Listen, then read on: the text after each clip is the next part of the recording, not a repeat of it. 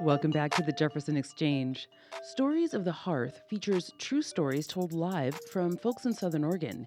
Here's Christy Laschober in the fall of 2019. The theme that night was Rites of Passage. Wow, hi.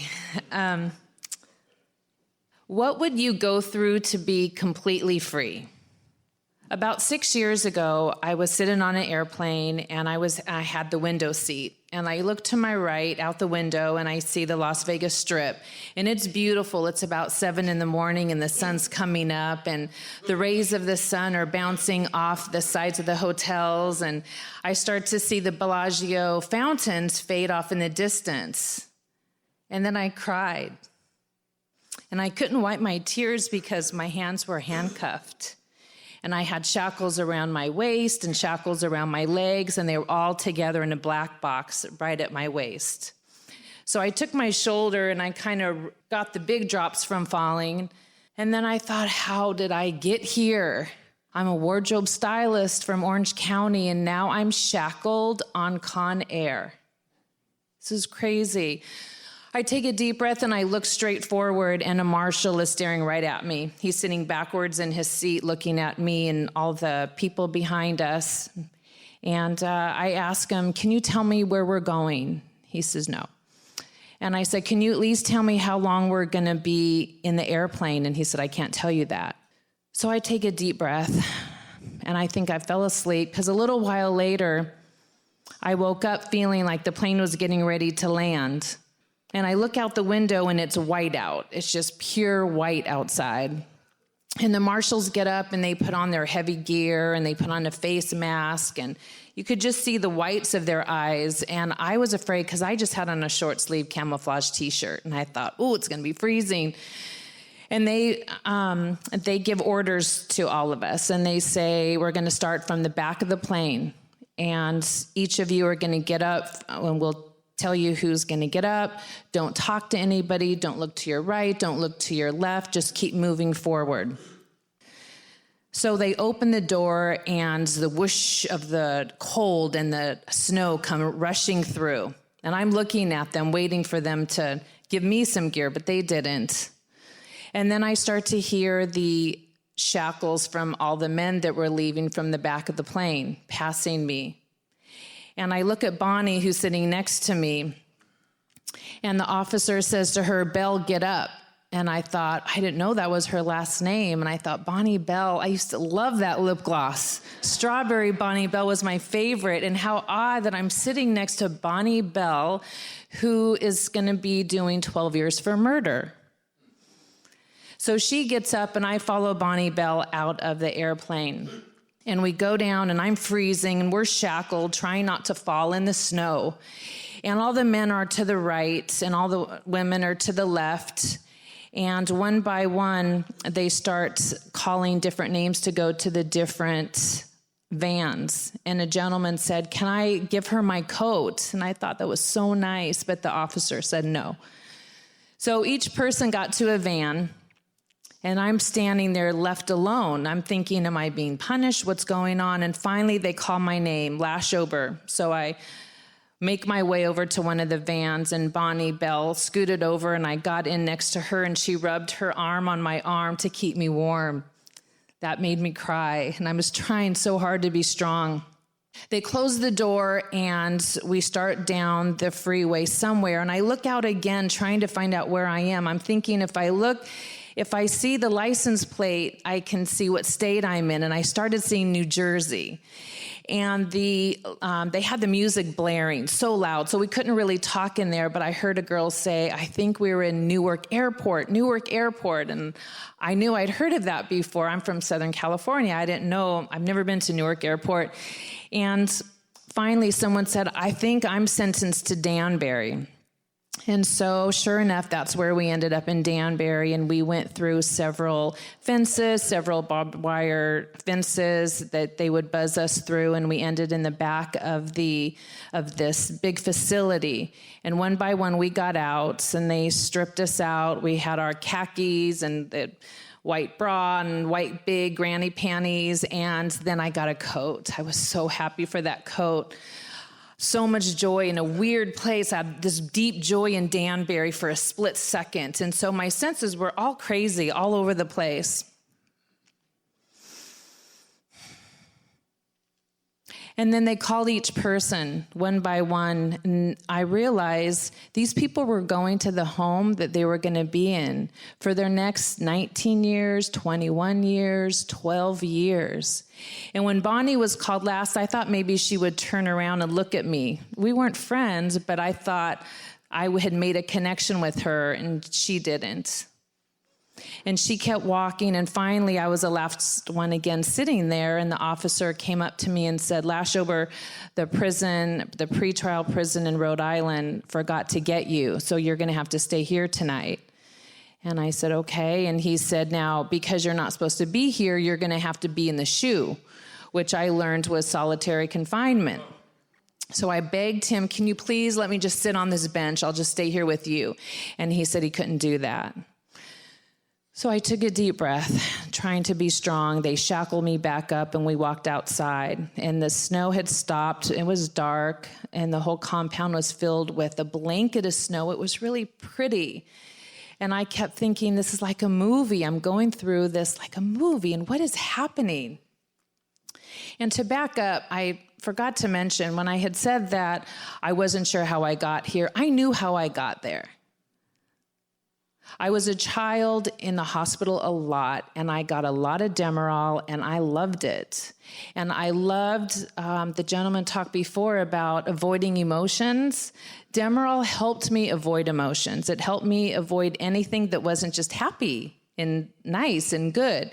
And so I learned how to do life through that. I finally got sober, and I relapsed, and I had so much shame, I never talked about it to anybody. And because I was stoic, as you were saying too, that I never shared anything. And I just kept going deeper and deeper in shame. And I did drugs, and I sold drugs to somebody, and I got caught. That's how I ended up on Con Air. Now I'm in solitary confinement. And so they stripped me out into an orange jumpsuit, and we're walking through, and they opened the door, and the smell was pungent. Smelled like feces and throw up, and the screams, and the noise was so loud. It felt like a human zoo or something. And I'm starting to crack, but I kept walking. And the guy looked at me, the officer, and he said, I promise you're going to be okay. I'll come get you as soon as I can in the morning. So I walk through, and on the right side, there is just a wall of cement. And on the left side is rows and rows of cells. There was 3 levels. And I was praying the whole time, just put me in a cell where there nobody's at. Because all the screams, I wasn't sure what was going on. And so there was a gal, she had a real tight bun. She didn't speak. She had tons of keys on her waist. And she escorted me through and then stopped at a cell that was empty. I was so grateful there was a cell that was empty. And I look and I see the stainless steel sink and the stainless steel toilet that you see in the movies. It really looks like that. And she stops and motions for me to go through, and I did. And then she slams the door shut, and that's when I cracked, and I started crying, and I couldn't stop. And I'm thinking, what is going on? How am I going to survive this? I lay on the bed, and I'm just crying, and I'm hearing all the screaming, and I'm thinking, I'm not going to survive this. But I did survive this. I got sentenced to 5 years. And I was in prisons in Texas, Rhode Island, Las Vegas, Connecticut, Oklahoma. I stayed sober. I worked really hard on myself. I even went back to college when I got out. In fact, just last March, I was on spring break, and I was in New York. And this is the first time I had ever been back east since that time. So it was a little surreal. I'm one of the most grateful people you will ever meet in your life. I will guarantee you that. So I'm sightseeing, and I'm on top of the One World Trade Center, and there's an area where you can go and buy rent an iPad, and that shows you all the landscape. And you can hold this iPad up, and you're looking around, and you see all the different monuments. And I see Ellis Island, and I see Statue of Liberty, and then I see Newark Airport, and I shake, and I sit down, and I start crying. And I sit on the bench and my knees are shaking. And I take a deep breath and I have to talk to myself. Christy, you were warm. I had on a black puffer jacket that was so warm with a faux fur collar. I look at my hands and I rub them. I'm not in handcuffs. I'm totally safe and I am warm. And I think, wow, I made it. I would never think my rite of passage would be prison. I would never choose that. If you asked me if I wanted to go through that again, even though I'm completely free now, I don't know that I would say yes to that yet. But during those 1,500 days, I was able to work on myself.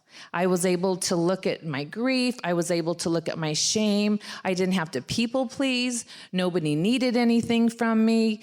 I could be who Christy was, and I had to figure out who that was, and I got to know her in a horrific pain and struggle and tears, but come out the other side, and now here I am at SOU and with my family, and I just feel so grateful that that was my rite of passage. Thank you.